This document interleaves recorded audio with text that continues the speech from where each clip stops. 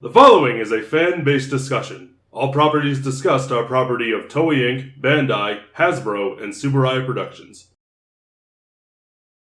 Hey everybody, welcome to the Tokutalk. Marcus is an idiot.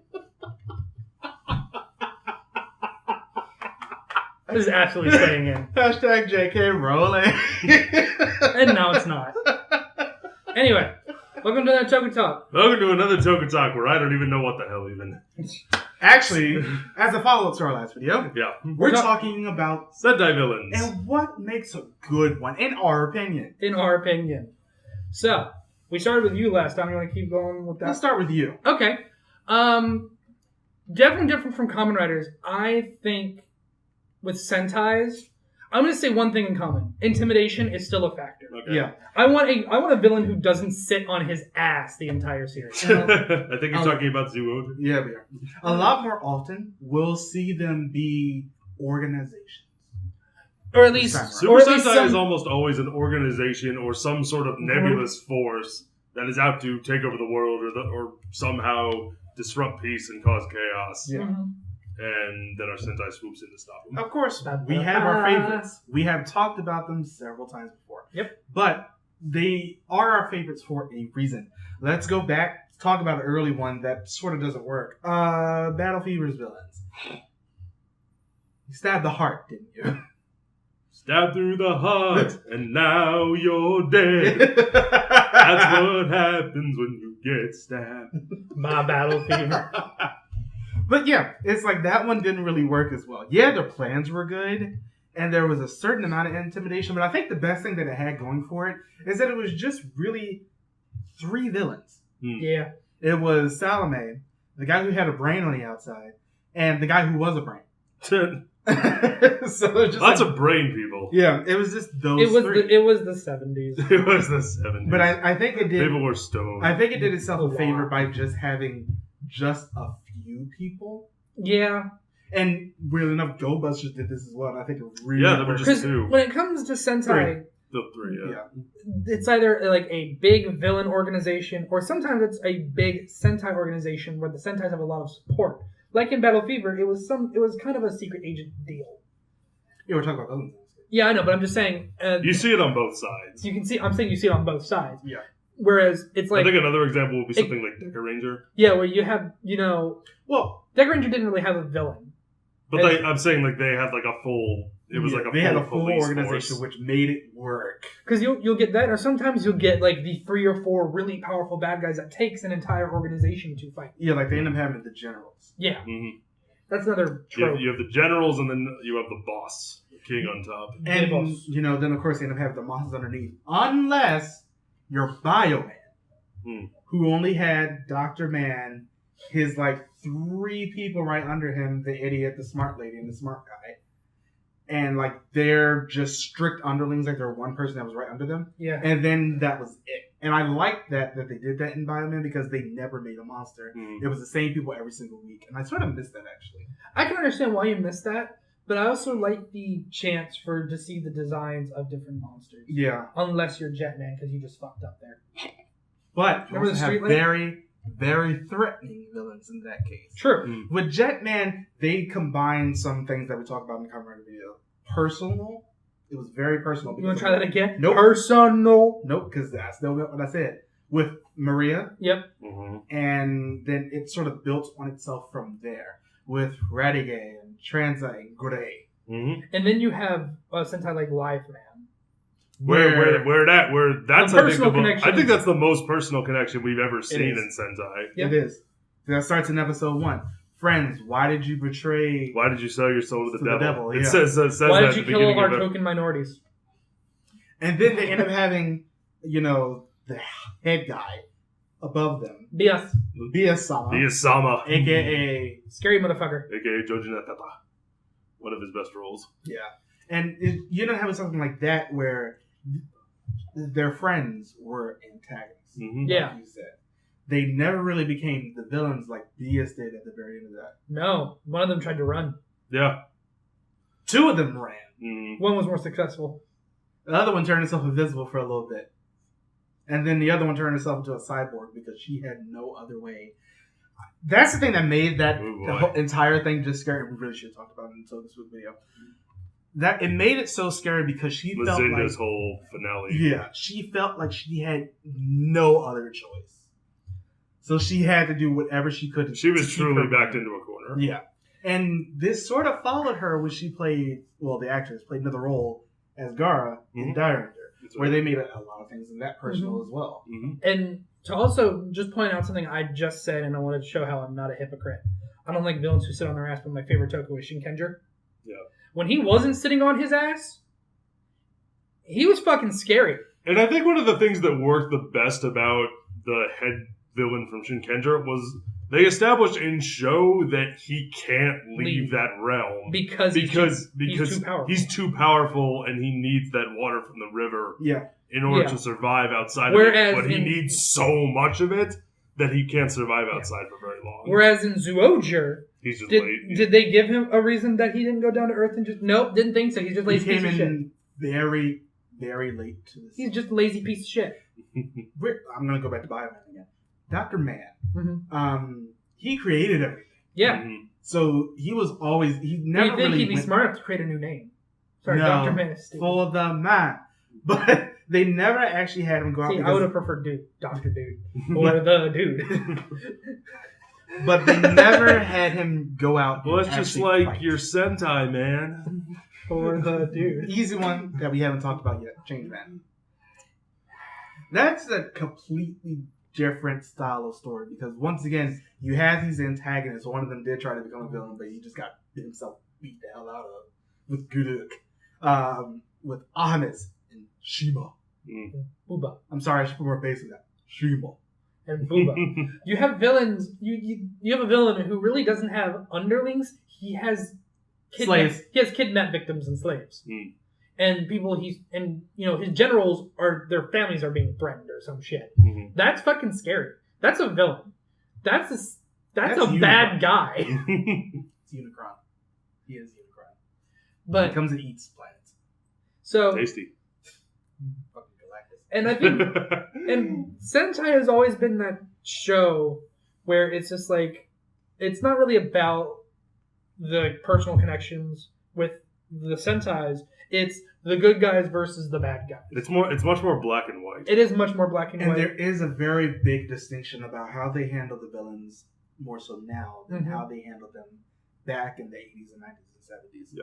With the 80s, it's just like, the situation feels a little bit more dire. Change Man is a perfect example of that. Mhm. Live Man, perfect example of that. Mass Man, no. So, But then we and- get shows like Zoo Ranger, where the villain won. It's not a protect the Earth; it's save the universe I from. mean, Q Ranger. Oh yeah, sorry, Q Ranger. It's not protect the Earth; it's save the entire universe From this. from It's the Sentai is the resistance. yeah, that's what I was looking for. Did you watch the end of that show? Yeah. Okay. I finished. I didn't know if you finished Q Ranger. I finished Q Ranger. I watched that weekly. One of the few. It was a good show. It was a good show. We'll get to that. But especially with that red. Sorry, we digress. But yeah, So that's a totally different aesthetic that we're not used to seeing, and I honestly want to see more of. I want to see the Sentai Resistance. it was sort of weird, and I bring up Cock Ranger as a good point to this. Mhm. Seeing something where it's just like, all right, so we have this villain faction, we got to fight against them, and they have their weird quirks and all of that. And then they end up bringing back Tsuruhime's father in the latter third of the show, Mm-hmm. which made her a much more dynamic character, Yep. and made the villain just a little bit more threatening and just unwilling to do the right thing. With Die Ranger, they did this by having a looming threat Mm-hmm. in Daijin Ryu, and the Gorma and the Die Ranger. So it ended up becoming, the triple thing. But Daijin Ryu was there to bring balance. And then we have Bokenger with the separate villain factions. I missed that. I do. I want them to bring it back. the variety. Yeah, it was interesting having once again, they didn't really do Monsters of the Week. At least more or less, 2 out of the 4 factions didn't really do Monsters of the Week. Mm. With the Fear Cats and the Ninjas. I'm sorry, whatever the Fear Cats were in Bokenger. But the other 2 did. So they had interesting mix and an interesting dynamic with these, especially because they had each villain faction connect to the Rangers separately. Yep. Mm-hmm. It made it very interesting when they did that. And I miss them doing separate factions like that. Then we ended up having something like Gaki Ranger, where it was Rio and Melee, everybody under them, long. Once he got introduced. Yeah. The three masters, and then the Gaki Rangers. The Gaki Rangers took backseat to this because it was such a villain-focused show, which I'm sort of happy and sad they haven't done that again. Mm. Because it depends on the villain. You need a good villain. Yeah, it really worked in Gaki Ranger. Yeah. Not sure if it will work outside of another martial arts based one, which you might get next year. I mean, you never know. It all depends on execution. Yeah, You know what? And we have the currently airing Sentai where you have a faction. Now we have separate factions Sentais. We have the cops and the robbers, Mm-hmm. just for fun's sake.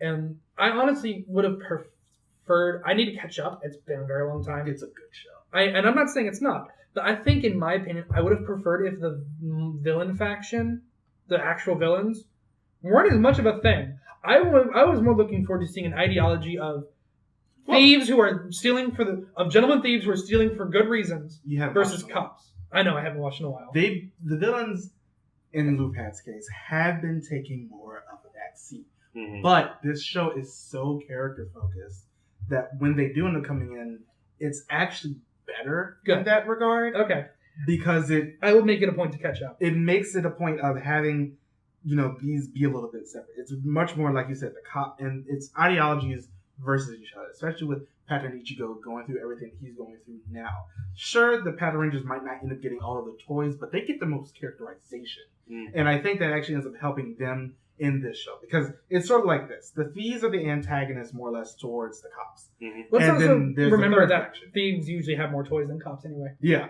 And then there's the third faction of the actual... Unless it's standard issue. Yeah. Unless that's the actual villains of this. I'm getting the feeling that we're going to end up getting to them once again very soon. They're going to end up being that in game because they still haven't found out who the thieves are yet. But it's been great because of that. I think if they would have did that earlier, it would have ruined some things in the show. Oh, absolutely. Also, you know what would be good? You know what I would like? What? I would like in the next Sentai. By the way, we haven't talked about this for like a rumor cast or anything. We're going to talk about it when we get Well, to when the suits are revealed, we'll talk about the next one. Fair enough. You haven't even told me what the trademark name is. I'll tell you after this. Okay. I want to have a sixth ranger that is kind of like his own thing. Kind of like with, I'm going to go to Power Rangers real quick. The Galactic Defender with Lost Galaxy. Mm-hmm. I want him to kind of be on his own side, and I would like a mystery into figuring out who he is. Mm-hmm. We haven't had a good mystery in a while. Yeah. That was actually one of the... Tuxedo Mask! I remember somebody had complained about I Noel, remember that. the sixth ranger from Lupat. Yeah. He is a cop Technically and a thief. He's a double agent. But For he who? revealed that to them immediately. Did he really? No, it actually worked because it got rid of a trope of I can blackmail you by telling the police that you're a thief and vice Blah, blah. versa.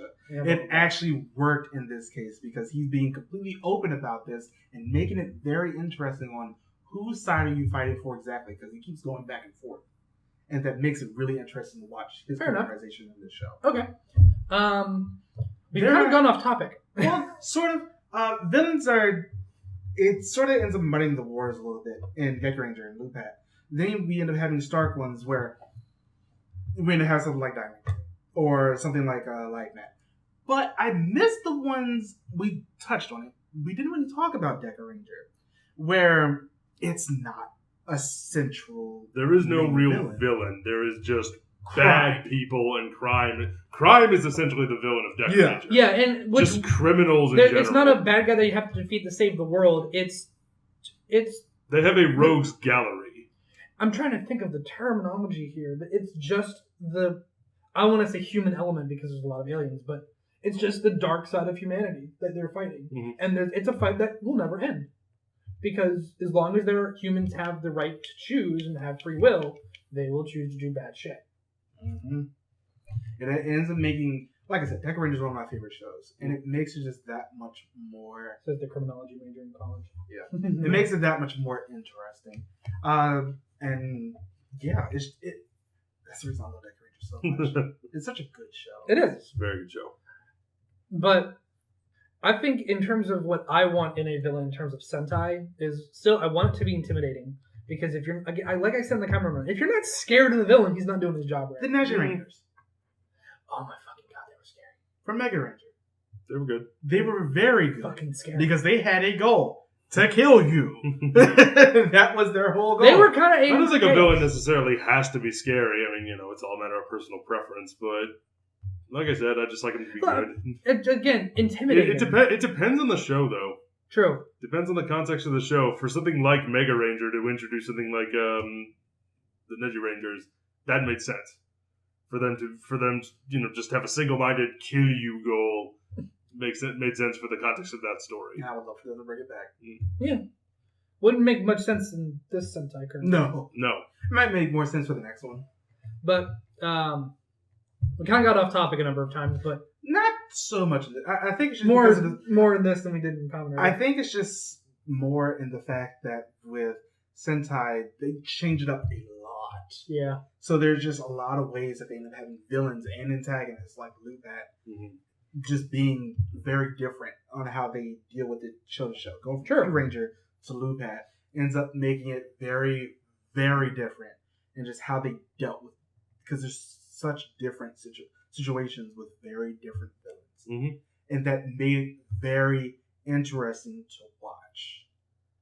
And I'm hoping that they end up sticking with, just having a good set of villains or antagonists again and again as the more that we go on. Yeah, of course, some things are going to be written over, but we haven't gotten really, something like Go Busters again. We haven't got anything like Live Man again. Oh yeah, no, absolutely. That would be amazing for them to do, but a much more modern take on it. Oh yeah, I'd love to see a modern take on something like Live Man or Change Man.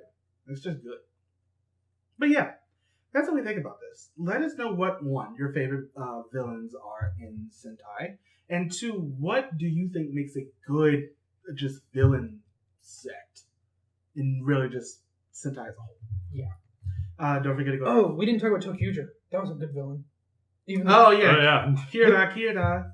When you have also good villains. I like the villain factions when the generals hate each other's guts and will go around. A lot of infighting. A lot of infighting is fun to watch, and it raises the stakes.